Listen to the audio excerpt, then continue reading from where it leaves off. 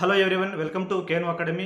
So ನಾನು ನಿಮಗೆ ಮುಂಚೆನೇ ಹೇಳಿದ್ದೆ, ಕರ್ನಾಟಕದಲ್ಲಿ ಟಾಪ್ 1 ರ್ಯಾಂಕ್ ಬಂದಿರತಕ್ಕಂಥ ಕ್ಯಾಂಡಿಡೇಟ್ ಹತ್ರ ನಾನು ನಿಮ್ಮ ಹತ್ರ ಮಾತಾಡ್ತೀನಿ. ಅವರ ಪ್ರಿಪ್ರೇಷನ್ ಯಾವ ರೀತಿಯಾಗಿತ್ತು ಅಂತ ನೋಡ್ತಾ ಹೋಗೋಣ ಅಂತ ಹೇಳಿದ್ದೆ. ಸೊ ಅದಕ್ಕೋಸ್ಕರ ಇವತ್ತು ನಮ್ಮ ಜೊತೆ ಇದ್ದಾರೆ ಶ್ರೀಮಂತ್ ರಾಯಪ್ಪ ಸರ್ ಅವರು, ಹುಬ್ಳಿ ಕಿಮ್ಸಲ್ಲಿ ವರ್ಕ್ ಮಾಡ್ತಿರ್ತಕ್ಕಂಥವ್ರು. ಸೊ ಅವರ ಪ್ರಿಪ್ರೇಷನ್ ಯಾವ ರೀತಿಯಾಗಿತ್ತು, ಆಮೇಲೆ ಅವ್ರ ಜರ್ನಿ ಯಾವ ರೀತಿಯಾಗಿತ್ತು, ಇದನ್ನೆಲ್ಲ ಸಾಧನೆ ಮಾಡೋದಕ್ಕೆ ಅವ್ರು ಪಟ್ಟಂಥ ಶ್ರಮ ಹೇಗಿತ್ತು ಅದನ್ನೆಲ್ಲ ನೋಡ್ತಾ ಹೋಗೋಣ. ಸರ್, ದಯವಿಟ್ಟು ನಿಮ್ಮ ಪರಿಚಯ ಮಾಡ್ಕೊಳ್ಳಿ. Okay sir. ಸರ್ ನಮಸ್ಕಾರ ಸರ್. ನಮಸ್ತೆ ಸರ್. ನಮಸ್ತೆ ಸರ್. ಸರ್ ನನ್ನ ಹೆಸರು ಶ್ರೀಮಂತ್ ರಾಯ್ ಶ್ರೀಶೈಲ ಉಣ್ಣಿಬಾವಿ ಸರ್. ಹಾಂ sir. Proper Bijapur district Basavana Bagewadi ತಾಲೂಕಲ್ಲಿ ಒಂದು ಸ್ಮಾಲ್ ವಿಲೇಜ್ ಸರ್, ಹತ್ತರ್ಕಿಯಾಳ ಗ್ರಾಮ ಅಂತ ಹೇಳಿ. Okay sir. ಓಕೆ ಸರ್ ಅಲ್ಲಿ ಒಂದು ಸಣ್ಣ ಒಂದು ಅತ್ಯಂತ ಪೂವರ್ ಫ್ಯಾಮಿಲಿಯಲ್ಲಿ ಹುಟ್ಟಿದವ್ರು ಸರ್ ನಾವು. ಓಕೆ ಓಕೆ ನೀವು ಯಾವ ವರ್ಷದಲ್ಲಿ ನರ್ಸಿಂಗ್ ಪಾಸ್ ಮಾಡಿದ್ರಿ, ಯಾವ ಕಾಲೇಜಿಂದ ಮಾಡಿದ್ರಿ? ಸರ್ ನಾವು ಫಸ್ಟ್ 2006 ಅಲ್ಲಿ JNM ನರ್ಸಿಂಗ್ ಮುಗಿಸಿದ್ವಿ ಸರ್. ಹಾಂ ಸರ್. ಅಲ್ಲಿ ಬಿಜಾಪುರ ಡಿಸ್ಟಿಕ್ ಅಲ್ಲಿ Shrimati Susaladevi Nagur memorial school of nursing ಅಂತ ಹೇಳಿ sir. Okay sir. Okay so ನೀವು ಈಗ 2006ರಲ್ಲಿ ಮುಗಿಸಿದ್ರಿ. ಹೌದು ಸರ್. 2015ರವರೆಗೂ ನೀವು ಯಾವ ರೀತಿಯಾಗಿ ವರ್ಕ್ ಮಾಡಿದ್ರಿ? ಪ್ರೈವೇಟಲ್ಲಿ ವರ್ಕ್ ಮಾಡ್ತಿದ್ರೆ? ಹೌದು ಸರ್. ಈಗ 2006ರಲ್ಲಿ ನಮ್ದು ಡಿಪ್ಲೊಮಾ ನರ್ಸಿಂಗ್ ಮುಗಿದ್ಮೇಲೆ ಸರ್, ಹಾಂ ಸರ್, ಅಲ್ಲೇ ನಮ್ದು ಬಿಜಾಪುರ ಡಿಸ್ಟಿಕ್ ಅಲ್ಲೇ ಒಂದು ಪ್ರಶಾಂತ್ ಕಡ್ಕೊಳ್ಳೋ ಸರ್, ನ್ಯೂರೋ ಸರ್ಜನ್ ಅಂತ ಹೇಳಿ ಫೇಮಸ್ ಅವರು, top 1 MCS neuro surgeon sir ಅವರು. ಹಾಂ ಸರ್. ಅವ್ರ ICU ಅಲ್ಲಿ ನಾವು ಒಂದು 2 ಇಯರ್ಸ್ ಸರ್ ಕೆಲಸ ಮಾಡಿದೆ ಸರ್ ಅಲ್ಲೇ ಕಂಟಿನ್ಯೂ. Okay sir. ಬಟ್ ಅವಾಗ ನಮ್ಗೆ ಪೇಮೆಂಟ್ ಎಲ್ಲ ಬರೀ 1000 rupees ಸರ್.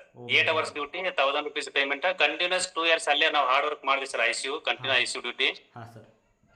2 years ಆದ್ಮೇಲೆ 2008 ಅಲ್ಲಿ ನಾವು PCBS ನರ್ಸಿಂಗ್ ಮಾಡಿದೆ sir, post basic BSc nursing. ಅಲ್ಲೇ ಬಿಜಾಪುರಲ್ಲೇ ಹಾಂ sir. Tulja Bhavani college of nursing ಅಂತ ಹೇಳಿ ಸರ್, ಗ್ಯಾಂಗ್ ಬೋರ್ಡ್ ಅಲ್ಲಿ ಬರುತ್ತೆ ಅದು. ಹಾಂ ಸರ್. ಅಲ್ಲಿ 2 years 2008 to 2010. Okay sir.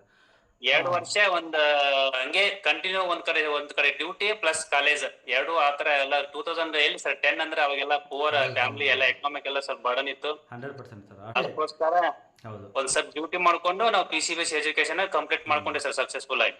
Very good sir. ಅವಾಗ ಇನ್ನೂ ನರ್ಸಿಂಗ್ ಅಂದ್ರೆ ನೀವು ಜಸ್ಟ್ ಅಷ್ಟೊಂದು ಅವೇರ್ನೆಸ್ ಇರಲಿಲ್ಲ. ತುಂಬಾ ಜನ ಕರ್ನಾಟಕದವ್ರು ಜಾಯ್ನ್ ಆಗ್ತಾ ಇರಲಿಲ್ಲ. ನೀವು ಪಾಸ್ ಔಟ್ ಆಗ್ತಾ ಇರಲಿಲ್ಲ ಸರ್. ಅವಾಗ ನಮ್ದೇ ಫಸ್ಟ್ ಬ್ಯಾಚ್ ಅನ್ಕೋ ಸರ್. PCBS 2008 ಅಲ್ಲಿ ನಮ್ದೇ first batch sir, Tulja Bhavani college of nursing. ತುಂಬಾ ಗ್ರೇಟ್ ಸರ್. ಹಾಂ ಹಾಂ ಹಾಂ. ಆಮೇಲೆ 2006 ಅಲ್ಲಿ 3 ಅಲ್ಲಿ ಅಡ್ಮಿಷನ್ ಮಾಡಿದೆ ಸರ್ JNM ನರ್ಸಿಂಗ್. ಅವಾಗ ತುಂಬಾ ಡಿಮಾಂಡ್ ಇತ್ತು ಸರ್. ಆಕ್ಚುಲಿ ಬಿಜಾಪುರಲ್ಲಿ ನಮ್ಗೆಲ್ಲ ಈಸಿಯಾಗಿ ಸೀಟ್ ಸಿಕ್ಕಿಲ್ಲ ಸರ್. ತಿಂಗಾಂಗಟ್ಲೆ ಎಲ್ಲ ನಮ್ ಪೇರೆಂಟ್ಸ್ ಎಲ್ಲ ಅಡ್ಡಾಡಿ ಆ ಕಡೆ ಈ ಕಡೆ ಎಲ್ಲ ಇನ್ಫ್ಲೂಯೆನ್ಸ್ ಮಾಡಿ 20,000 ಪರ್ ಇಯರ್ ಅವಾಗೆ ಕೊಟ್ಟಿ ಸರ್ 2003 ಅಲ್ಲಿ. ಹಾಂ ಸರ್. ಹಾಂ ಸರ್. ಓಕೆ ಸರ್, ಈಗ ನನ್ನ ಕ್ವಶನ್ ಏನಪ್ಪ ಅಂತಂದರೆ, ನಾನು ನಿಮ್ಮ ಹತ್ರ ಮುಂಚೆ ಮಾತಾಡುವಾಗ ಹೇಳಿದ್ರಿ ನಾನು ಕೂಡ ಏಮ್ಸ್ ಟ್ರೈ ಮಾಡಿದ್ದೆ. ಸೊ ಬಟ್ ಹೌದು ಸರ್. ಆಗ್ತಾ ಇಲ್ಲ ಅಂತ. ಸೊ ಅವಾಗ ನಿಮಗೆಲ್ಲ ಅವೇರ್ನೆಸ್ ಯಾವ ರೀತಿಯಾಗಿ ಗೊತ್ತಾಗ್ತದೆ ಸರ್? ಏಮ್ಸ್ ಎಕ್ಸಾಮ್ಸ್ ಇಂದ ಹೆಂಗೆ ಗೊತ್ತಾಗ್ತಾ ಇತ್ತು? ಅವೇರ್ನೆಸ್ ಅಂದ್ರೆ ಏನು ಸರ್, ನಮ್ಗೆ ಅಷ್ಟು ಸೀರಿಯಸ್ನೆಸ್ ಇದ್ದಿದ್ದಿಲ್ಲ ಸರ್. ಫ್ಯೂಚರ್ ಬಗ್ಗೆ, ಲೈಫ್ ಬಗ್ಗೆ. ನಾವು ಎಕ್ಸಾಮ್ ಬರೀಬೇಕು, ಏಮ್ಸ್ ಎಕ್ಸಾಮ್ ಬರೀಬೇಕು, ನಮ್ಮ ಕರ್ನಾಟಕ ಸ್ಟೇಟ್ ಎಕ್ಸಾಮ್ ಬರೀಬೇಕು, ಯಾವ್ದು ಗೌರ್ಮೆಂಟ್ ಮಾಡ್ಕೋಬೇಕು, ನಮ್ಗೆ ಯಾವ್ದು ವಿಚಾರ ಇದ್ದಿದ್ದಿಲ್ಲ ಸರ್. ಆಕ್ಚುಲಿ ನಾವು ಕೋರ್ಸ್ ಮುಗಿಸಿದ ಮೇಲೆ ಲೈಫ್ ಬಗ್ಗೆ ಅಷ್ಟು ಸೀರಿಯಸ್ನೆಸ್ ಇದ್ದಿಲ್ಲ ಸರ್, ಅದ್ರ ಬಗ್ಗೆ ಅವೇರ್ನೆಸ್ ಇದ್ದಿದ್ದಿಲ್ಲ. ಹಾಂ ಸರ್. ಹಾಂ ಸರ್. ಹೌದು ಸರ್. ನಾವು ಹಂಗೆ ಸುಮ್ಮನೆ ಬ್ಲೈಂಡ್ ಆಗಿ 2010 PCBS ನರ್ಸಿಂಗ್ ಮುಗಿಸ್ಕೊಂಡು next Maharashtra Nagpur sir, Nagpur division ಅಲ್ಲಿ ಒಂದು ಭಂಡಾರ ಅಂತ ಒಂದು ಡಿಸ್ಟಿಕ್ ಬರುತ್ತೆ ಸರ್. ಹಾಂ ಸರ್. ಭಂಡಾರ ಡಿಸ್ಟಿಕ್ ಮಹಾರಾಷ್ಟ್ರ. ಹಾಂ ಸರ್. ಅಲ್ಲಿ ನರೇಂದ್ರ ಅಹಮದ್ ಬೋಂಡೇಕರ್ ಅಂತ ಒಂದು ಪೂಜಾ ನರ್ಸಿಂಗ್ ಕಾಲೇಜ್ ಅಂತೇಳಿ ಅಲ್ಲಿ ಹೋಗಿ ಜಾಯ್ನ್ ಆಗ್ತೇವೆ ಸರ್ ನಾವು. ಹಾಂ ಸರ್. ಅಲ್ಲಿ ಒಂದು ಕಂಟಿನ್ಯೂಸ್ ಒಂದು 3 years ವರ್ಕ್ ಮಾಡಿದೆ ಸರ್ ಆಸ್ ಎ ಟ್ಯೂಟರ್ ಆಗಿ. Okay sir. Okay sir. ಹಾಂ ಹಾಂ. 2011 to 2014 ವರೆಗೂ ಮಾಡಿದೆ ಸರ್. 4 years ಮಾಡಿದೆ ಸರ್ ಅಲ್ಲೇ ವರ್ಕ್ ಕಂಟಿನ್ಯೂ. ಹೌದು ಸರ್. ಓಕೆ. ಅದು ನಮ್ಗೆ ಬಹಳ ಹೆಲ್ಪ್ ಆಯ್ತು ಸರ್. ಬಹಳ ನಮ್ಗೆ ಅದು ನಾಲೆಡ್ಜ್ ಸರ್. ಹಾಂ ಹಾಂ ಹಾಂ. Okay sir. ನಮ್ಗೆ ಬೇಸಿಕ್ ನಾಲೆಜ್ ಇಂಪ್ರೂವ್ ಆಯ್ತು ಸರ್. ಒಂದೇದು. ಎರಡನೇದು, ನಾವು ಇಲ್ಲಿ ಊರ್ ಬಿಟ್ಟು ಅಷ್ಟು ದೂರ ಹೋಗಿದ್ಕು ನಮ್ಗೆ ಲೈಫ್ ಅಂದ್ರೆ ಏನು, ಜೀವನ ಅಂದ್ರೆ ಏನು, ನಾವ್ ಯಾವ ತರ ಲೈಫ್ ಅಲ್ಲಿ ಸಕ್ಸಸ್ ಆಗ್ಬೇಕು, ಯಾವ ತರ ಹಾರ್ಡ್ ವರ್ಕ್ ಮಾಡ್ಬೇಕು ಅನ್ನೋದು ಅಲ್ಲೇ ಹೋಗಿ ನಾವು ಸ್ವಲ್ಪ ಜಾಸ್ತಿ ಕಲ್ತಿದ್ದೆ ಸರ್. ಹಾಂ. Okay sir. ಆಮೇಲೆ ಅಲ್ಲಿಂದ ನಮ್ ಫ್ರೆಂಡ್ಸ್ ಎಲ್ಲ ಆ ಕಡೆ ಈ ಕಡೆ ಎಕ್ಸಾಮ್ ಬರೆಯಕ್ ಹೋಗೋದು. ನಮ್ಗೆ ಏನ್ ಗೊತ್ತಿಲ್ಲ ಸರ್. ಇಲ್ಲಿ ನಾಗ್ಪುರ್ಗೆ ಹೋಗಿ ಅಲ್ಲಿ ಸುಮ್ಮನೆ ಕಾಲೇಜ್ ಹೋಗೋದು, ಕ್ಲಾಸ್ ಮಾಡೋದು, ಬರೀ ಹೋಮ್ವರ್ಕ್ ಅದನ್ನೇ, ನಾಳೆ ಕ್ಲಾಸ್ ಏನಾದ್ರು ಅದನ್ನೇ ಪ್ರಿಪೇರ್ ಆಗೋದು, ನೆಕ್ಸ್ಟ್ ಅದನ್ನೇ ಹೋಗಿ ಕ್ಲಾಸ್ ಮಾಡೋದು. ಹಾಂ ಸರ್. ಹಾಂ. ನಮ್ದು ಅದೇ ಒಂದು ಜೀವನ ಅನ್ಕೊಂಡ್ಬಿಟ್ಟಿದೆ ಸರ್ ನಾನು. ಹಂಗೆ ಅಲ್ಲಿ ನಮ್ ಫ್ರೆಂಡ್ಸ್ ಎಲ್ಲ ನಮ್ಮ ಸರ್ಕಲ್ ಫ್ರೆಂಡ್ಸ್ ಇದ್ದಾರೆ ಸರ್ ಬಹಳ ಜನ. ಹಾಂ ಸರ್. ಕರ್ನಾಟಕದಿಂದ ಒಂದು 8-10 ಜನ ಇದೆ ಸರ್ ಮಹಾರಾಷ್ಟ್ರಲ್ಲಿ. ಹ್ಞೂ. ಅವ್ರು ಒಬ್ಬರು ಹಂಗೆ ಅಲ್ಲಿ AIIMS Raipur, AIIMS Jodhpur, okay. ಆಮೇಲೆ ಕೋಟ್ಪುಡ್ ಅಲ್ಲಿ ಎಲ್ಲರೂ ಎಕ್ಸಾಮ್ ಬರ್ತಾ ಒಬ್ಬರೊಬ್ಬರು ಸೆಲೆಕ್ಟ್ ಆಗಾರ ಸರ್. ಹಂಗೆ ಹೋಗ್ಬಿಟ್ರೆ ಎಲ್ಲರೂ. Okay sir. ಓಕೆ. ಅಂದರೆ ನೀವು ಆ್ಯಕ್ಚುಲಿ ಅಲ್ಲಿ ಇದ್ದಿದ್ದರಿಂದ ನೀವು ಸ್ವಲ್ಪ ಅವೇರ್ನೆಸ್ ಗೊತ್ತಾಗಿದೆ. ಕರ್ನಾಟಕದೊಳಗೆ ಇದ್ದಿದ್ರೆ 100% ಗೊತ್ತಾಗ್ತಾ ಇರಲಿಲ್ಲ ಸರ್ ಇದು ಆ್ಯಕ್ಚುಲಿ. 100% ಸರ್. 100% ಸರ್. ನಾವು ಬಿಜಾಪುರಲ್ಲಿ ಕೂತಿದ್ರೆ ನಾವು ಅಲ್ಲೇ ಕೂತ್ಕೊಂಡ್ಬಿಡ್ತಿದ್ದೇವೆ. ಹಾಂ. ಹೌದು ಸರ್. ಹೌದು. ಹೊರಗಡೆ ಹೋಗಿರೋದಕ್ಕೆ ನಿಮಗೆ ಏಮ್ಸ್ ಇದೆ ಅಂತ ಅಟ್ಲೀಸ್ಟ್ ಗೊತ್ತಾಗಿದೆ ಅವಾಗ. ಮುಂಚೆ ನಮ್ಗೆ ಏಮ್ಸ್ ಹತ್ರ ಗೊತ್ತೇ ಇದ್ದಿಲ್ಲ. ಹಾಂ ಹಾಂ ಹಾಂ. ಹೌದು ಸರ್. ಹೌದು ಹೌದು. ಸೊ ಅಲ್ಲಿ ಹೋಗಿ ಒಂದು 2014 ನಂತರ ಸರ್ ಹಾಂ ಹಾಂ ಹಾಂ ಹಾಂ. ಅಲ್ಲಿ ಎಲ್ಲ ಪ್ರೈವೇಟ್ ಅಲ್ಲಿ ಬಹಳ ಪ್ರಾಬ್ಲಮ್ಸ್ ಫೇಸ್ ಮಾಡಿದೆ ಸರ್. ಅಲ್ಲಿ ಕರೆಕ್ಟ್ ಆಗಿ ಸ್ಯಾಲರಿ ಕೊಡ್ತಿದ್ದಿಲ್ಲ. ಹೌದು ಸರ್. ಹೌದು. ಎರಡೆರಡು ತಿಂಗಳ 3 ತಿಂಗಳ ಸ್ಯಾಲ್ರಿ ಎಲ್ಲ ಡಿಲೇ ಮಾಡ್ತಿದ್ರಿ. ಹೌದು ಸರ್ ಹೌದು. ಅವಾಗ ಜೀವನ ಅಂದ್ರೆ ಏನು ಎಕನಾಮಿಕ್ ಎಲ್ಲ ಸ್ವಲ್ಪ ಎಲ್ಲ ಫ್ಯಾಮಿಲಿ ಕಡೆ ಎಲ್ಲ ಪೂವರ್ ಇತ್ತಲ್ರಿ. ಹೌದು ಸರ್ ಹೌದು. ಸ್ವಲ್ಪ ಅವಾಗ ನಮ್ಗ ಆ ಕಡೆ ಈ ಕಡೆ ಫ್ರೆಂಡ್ಸ್ ಎಲ್ಲ ಒಬ್ಬರೊಬ್ರು ಸೆಂಟ್ರಲ್ ಅಲ್ಲಿ ಅಲ್ಲಿ ಇಲ್ಲಿ ಸೆಲೆಕ್ಟ್ ಆಗ್ಲಕತ್ರು. ಅವ್ರದಿಂದ ನಮ್ಗೆ ಸ್ವಲ್ಪ ಮೋಟಿವೇಶನ್ ಆಯ್ತು ಸರ್. ಯಾಕೆ ನಮ್ ರೂಮ್ಮೆಂಟೇ ಸರ್ ಮತ್ತೆ ಅನಿಲ್ ಅಂತ ಹೇಳಿ. ಹಾಂ ಸರ್. ಜಸ್ಟ್ ನಮ್ ರೂಮ್ಮೆಂಟೇ ಸರ್. 3 ವರ್ಷ ಒಂದೇ ರೂಮ್ ಅಲ್ಲಿ ಇದ್ದೇವೆ. ಅವ್ನು ಕೋಲ್ಪಿಲ್ ಎಕ್ಸಾಮ್ ಬರದ ಸರ್, ಹೋಗಿ ಫಸ್ಟ್ ರ್ಯಾಂಕ್ ಬಂದ್ಬಿಟ್ಟಾರೆ ಅವ್ನು. Okay okay. ಹೋ ನೈಸ್ ಸರ್. ಹಾಂ. ಕೋಲ್ಪಿಲ್ ಎಕ್ಸಾಮ್ ಬರದ್ರೆ ಸರ್ ನನ್ ಬಿಟ್ಟು ಹೋಗ್ಬಿಟ್ಟಾರ. ನಾನು ಒಬ್ಬನೇ ಆಗ್ಬಿಟ್ಟೆ ರೂಮಲ್ಲಿ. ಆಮೇಲೆ ಓಕೆ ಓಕೆ. ಹಾಂ ಸರ್. ಅವಾಗಿಂದ ನಮಗೂ ಸ್ವಲ್ಪ ಸೀರಿಯಸ್ ಬಂದ್ ಸರ್. ಎಲ್ಲ ಗೌರ್ಮೆಂಟ್ ಜಾಬ್ ಮಾಡ್ಕೊಂಡು ಹೋಗ್ಬಿಟ್ಟಲ್ಲ, ನಾವ್ ಇಲ್ಲೇ ಪ್ರೈವೇಟ್ ಅಲ್ಲಿ ಉಳಿದೇವಿ. ಅವೆಲ್ಲ ಒಳ್ಳೆ salary sir, government central government. ಹೌದು ಸರ್ ಹೌದು ಹೌದು ಹೌದು. ಯಾಕಂದ್ರೆ ನಮ್ಗೆಲ್ಲ ಕೂಡ ಅವಾಗ ಒಂದು 20,000 ಇಯರ್, ಒಂದು 18 to 20,000 ಅಷ್ಟೇ ಕೊಡ್ತಿದ್ರಿ ಬಂಡರಲ್ಲಿ. ಹೌದು ಸರ್ ಹೌದು ಹೌದು ಹೌದು. ಅವಾಗಿಂದ ನಮ್ಗೆ ಸ್ವಲ್ಪ ಎನ್ಕರೇಜ್ಮೆಂಟ್, ಅವಾಗಿಂದ ಅವೇರ್ನೆಸ್, ಅವಾಗ ಸ್ವಲ್ಪ ಸ್ಟಡಿ ಮಾಡಕ್ ಸ್ಟಾರ್ಟ್ ಮಾಡಿದೆ ಸರ್. Okay sir. ಅವಾಗ 2014 ಅದಾಯ್ತು. 2015 ಕರ್ನಾಟಕದ ಸ್ಟೇಟ್ ಗೌರ್ಮೆಂಟಲ್ಲಿ ಕಾಲ್ ಮಾಡ್ತಾರೆ, ಮೆಡಿಕಲ್ ಕಾಲೇಜಸ್ ಕಾಲ್ ಹೌದು ಮಾಡ್ತಾರೆ. ಸರ್. 15 ನೋಟಿಫಿಕೇಶನ್ ಬಂದ್ ಸರ್ ನಮ್ಮ ಸ್ಟೇಟ್ ಗೌರ್ಮೆಂಟ್. ಹಾಂ ಸರ್. ಅದಕ್ಕಿಂತ ಮುಂಚೆ ನಾವು ಒಂದು ಏಮ್ಸ್ ರಾಯ್ಪುರ, ಆಮೇಲೆ ಏಮ್ಸ್ ಪಾಟ್ನಾ, ಹಾಂ ಸರ್. ಆಮೇಲೆ ಜೋಧ್ಪುರ, ಏಮ್ಸ್ ರಿಷಿಕೇಶ್, ಒಂದ್ 4ರಿಂದ ಒಂದು 5 ಏಮ್ಸ್ ಎಕ್ಸಾಮ್ ಬರ್ದಿದ್ದೆ ಸರ್ ನಾನು already. Okay sir okay.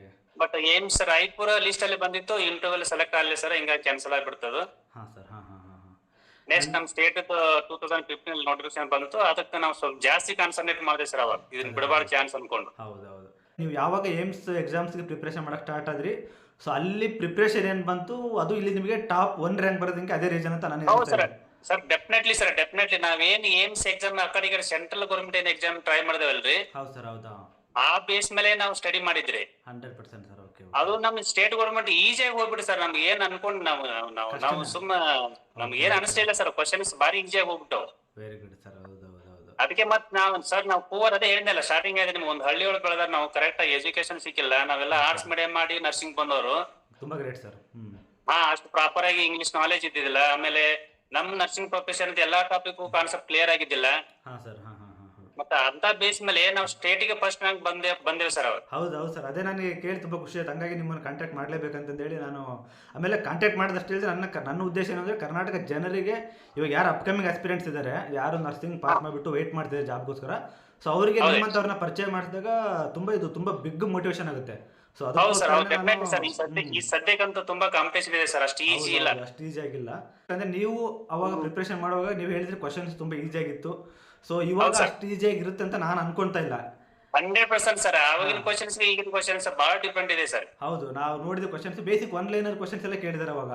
So similarity ಇರಬಹುದು, ಬಟ್ ಈಗ ಯಾವ ರಿಪೀಟೆಡ್ ಕ್ವಶನ್ಸ್ ಆಗ್ತಾ ಇಲ್ಲ ಸರ್. ಎಲ್ಲಾ ಕ್ವಶನ್ಸ್ ಎಲ್ಲ ಹೊಸ ಎಲ್ಲ ಅಪ್ಡೇಟೆಡ್ ಕ್ವಶನ್ ಬರ್ತಾ ಇದಾವೆ. ಹೌದು ಸರ್. ಹೌದು ಹೌದು ಹೌದು.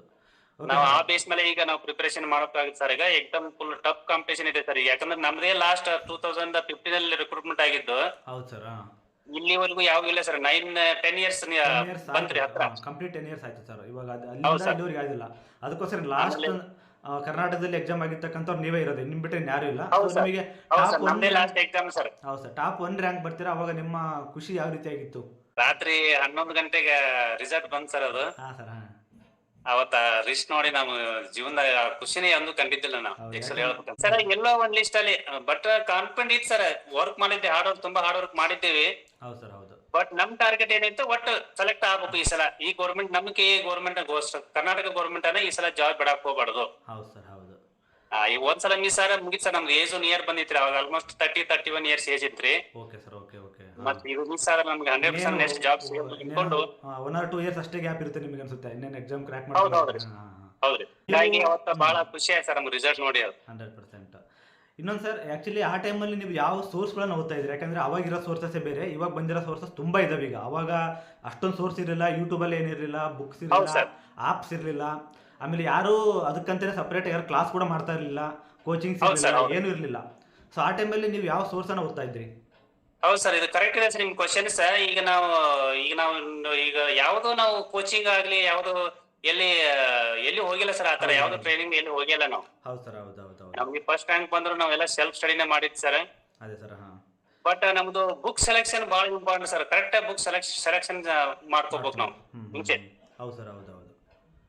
ಈಗ ಬುಕ್ ಅಲ್ಲಿ ನಾವು 2 ತರ ಸೆಲೆಕ್ಟ್ ಮಾಡ್ಕೋಬೇಕು ಸರ್ ನನ್ನ ಪ್ರಕಾರ. ಇದನ್ನ ಯಾಕೆ ಹೇಳಾಕತ್ತೀನಿ ಅಂದ್ರೆ ಸರ್, ಈಗ ಮಾರ್ಕೆಟ್ ಅಲ್ಲಿ ತುಂಬಾ ಬುಕ್ಸ್ ಬಂದಿದಾವ್ರಿ ಈಗ. ಹೌದು ಸರ್. ಹೌದು. ಸುಮ್ಮನೆ ಯಾವ್ದಾರ ಮೀನಿಂಗ್ಲೆಸ್ ಆ ಬುಕ್ ಈ ಬುಕ್ ತಗೊಂಡು ಓದ್ಕೋತ ಕೂಡಬಾರ್ದ್ರಿ. ಕರೆಕ್ಟ್ ಆಗಿ ಯಾರ ಕಡೆಯಿಂದ ಸೀನಿಯರಿಟಿ ಯಾರು ನಮ್ಮಂತವ್ರು ಯಾರು ಸೆಲೆಕ್ಟ್ ಆದವರು ಸ್ವಲ್ಪ ಗೈಡೆನ್ಸ್ ತಗೊಂಡು ಒಂದ್ 2 ಬುಕ್ ಸೆಲೆಕ್ಟ್ ಮಾಡ್ಕೋಬೇಕು ಸರ್. ಒಂದ್ ಬುಕ್ ನಮ್ದು ಸಿಂಪಲ್ ಆಗಿ ಬೇಸಿಕ್ ಆಗಿ GNM ಲೆವೆಲ್ ಅಲ್ಲಿ ಡೈರೆಕ್ಟ್ ಕ್ವಶನ್ಸ್ ಏನಿರ್ತಾವಲ್ಲ ಎಲ್ಲ ಕವರ್ ಆಗಂತ ಒಂದ್ ಬುಕ್ ಸೆಲೆಕ್ಟ್ ಮಾಡ್ಕೋಬೇಕು ಸರ್ ಫಸ್ಟ್ ನಾವು. ಹೌದು ಸರ್, ಹೌದು. Simple question sir, direct question. ಯಾಕಂದ್ರೆ ಎಕ್ಸಾಮ್ ಈಗ ಎಲ್ಲಾ ಟಫ್ ಕ್ವಶನ್ ಇರಂಗಿಲ್ಲ ಸರ್, ಅದ್ರಲ್ಲಿ ನಾವು ಡಿವೈಡ್ ಮಾಡ್ತಾರೆ ಅವರು. 130% ತುಂಬಾ ಈಸಿ, ಹೌದು ಸರ್. 130% ಸ್ವಲ್ಪ ಡಿಫಿಕಲ್ಟಿ, ಇನ್ 30% ಫುಲ್ ಡಿಫಿಕಲ್ಟಿ ಕ್ವಶನ್ ಇರ್ತಾವ ಸರ್. ಹೌದು ಸರ್.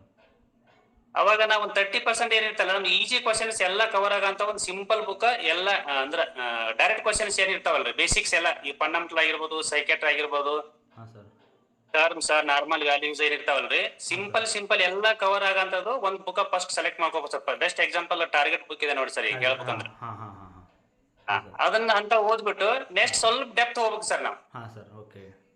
ಅಂದ್ರ ಇನ್ನೂ ಸ್ವಲ್ಪ ಡೆಪ್ತ್ ಕ್ವಶನ್ಸ್ ಏನಾದ್ರು ಬಂದ್ರೆ ನಮಗೆ ಡಿಫಿಕಲ್ಟ್ ಆಗ್ಬಾರ್ದು ಅನ್ಕೊಂಡು ಅದಕ್ಕೂ ನಾವು ತಯಾರಾಗಿರ್ಬೇಕು. ಅದಕ್ಕಂತ ಹೇಳಿ ಸರ್ ನಾನು ಜೋಡಿಯಾಕ್ ವ್ಯಾಲ್ಯೂಮ್ 1 ವ್ಯಾಲ್ಯೂಮ್ 2 ಬುಕ್ ಓದಿದ್ದೆ ಸರ್ ಅವಾಗಿನ ಕಾಲದಾಗ, ಅದು 2015 ಅಲ್ಲಿ.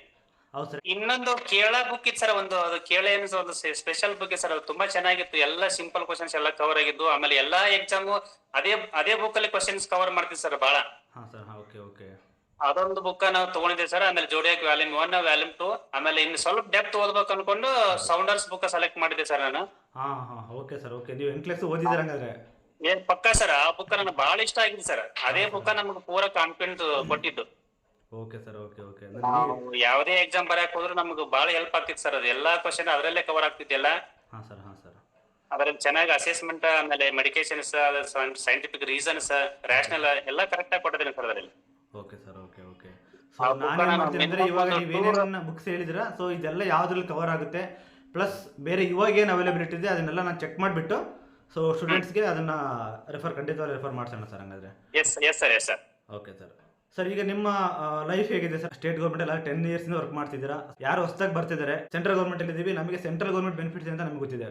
ಓಕೆನಾ? ಸೊ ನೀವು ಸ್ಟೇಟ್ ಗೌರ್ಮೆಂಟ್ ಇರೋದ್ರಿಂದ ಸ್ಟೇಟ್ ಗೌರ್ಮೆಂಟ್ ಅಲ್ಲಿ ಏನೇನು ಬೆನಿಫಿಟ್ ಸಿಗ್ತಾ ಇದೆ ಅದನ್ನು ಸ್ವಲ್ಪ ಹೇಳ್ತೀರಾ? ಲೈಕ್ ಲೀವ್ಸ್ ಆಗಿರ್ಬೋದು, ಇವನ್ ಸೀನಿಯಾರಿಟಿ ಆಗಿರ್ಬೋದು, ಅಥವಾ ಸ್ಯಾಲರಿ ಪರ್ಪಸ್ ಆಗಿರ್ಬೋದು. ಈಗ ಅದಕ್ಕೆ ಹೇಳ್ತಿಲ್ಲ ಸರ್, ಈಗ ನಾವು ಸ್ಟಡಿ ಮಾಡ್ತಾ ಇದ್ದೇವೆ ಸರ್, ಎಕ್ಸಾಮ್ ಪ್ರಿಪರೇಷನ್ ಮಾಡ್ತಿದೆ ಅಂದ್ಮೇಲೆ ಹಾಂ ಸರ್, ಸ್ವಲ್ಪ ಚೆನ್ನಾಗಿ ಸ್ವಲ್ಪ ಕಾನ್ಸಂಟ್ರೇಟ್ ಮಾಡಿ ಸ್ವಲ್ಪ ಫೋಕಸ್ ಮಾಡಿ ನಾವು ಸ್ವಲ್ಪ ಎಕ್ಸಾಮ್ ಪ್ರಿಪರೇಷನ್ ಮಾಡಿದ್ರೆ ಟಾಪ್ ಅಲ್ಲಿ ಬಂದ್ರೆ. ಹಾಂ ಸರ್.